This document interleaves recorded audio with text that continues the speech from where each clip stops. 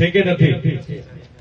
હું તો આજે ઉમેદવાર તરીકે આવ્યો છું, પણ તમારે તો વડીલોની તો આખું જીવન મતદાન કરી કરીને ભલભલા નેતાનો લાવીને જતા રહ્યા ને, તમારી વાળ ધોળા થઈ ગયા ને. ત્યારે આ વખતે આપણે બધા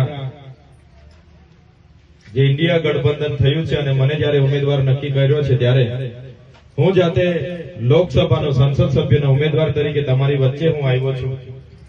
અમે વાર વાયદા કરવા માટે નથી આવ્યા કે તમારું આમ કરી નાખીશું, ફલાણું કરી નાખીશું, ઢીકણું કરી નાખીશું.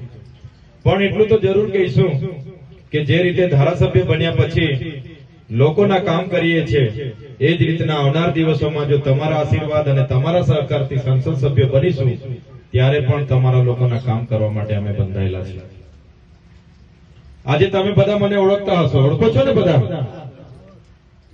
તો આજે ચૈતર વસાવાની ગુજરાત આખું એટલા માટે ઓળખે છે કે ચૈતરભાઈ તમારા જેવા લોકોના કામ કરે છે. અમારો વિસ્તાર પણ ડુંગરાળ છે, આના કરતા અમારો વિસ્તાર પહાડી વિસ્તાર છે. ત્યાં અમારાથી બનતું, અમે 1 વર્ષમાં ધારાસભ્ય બન્યા પછી ક્યારેય કોઈ દિવસ આરામ નથી કર્યો. લોકોની સાથે રહીએ છીએ, લોકોના કામ કરીએ છીએ. નાની નાની યોજનાઓ, બોર મોટરો હોય, મિની જલધારા હોય, પાઇપલાઇનો હોય, લેફ્ટ ઇરિગેશન હોય, તમામ યોજનાઓને કામ આજે કરીએ છીએ. ત્યારે આ બણગા ફૂંકતી સરકાર વિકાસના નામે આટલા મોટા બણગા ફૂંકે છે, ત્યારે આ પરિસ્થિતિ જોઈને અમને પણ દુઃખ થાય છે.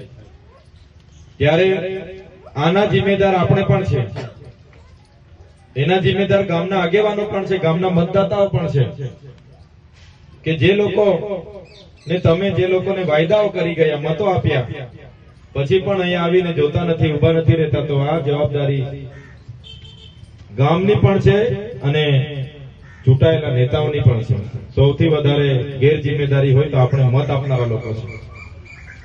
ત્યારે અમે કહેવા માટે આવ્યા છે કે આ વખતે નવી દિલ્હી નવો દાવ કરીએ. આપણે ઇન્ડિયા ગઠબંધન થયું છે, એમાં મને ઉમેદવાર તરીકે તક મળી છે ચૂંટણી લડવાની, ત્યારે મને સહકાર આપો એ આશય રાખીને આપણા ગામમાં અમે આવ્યા છે.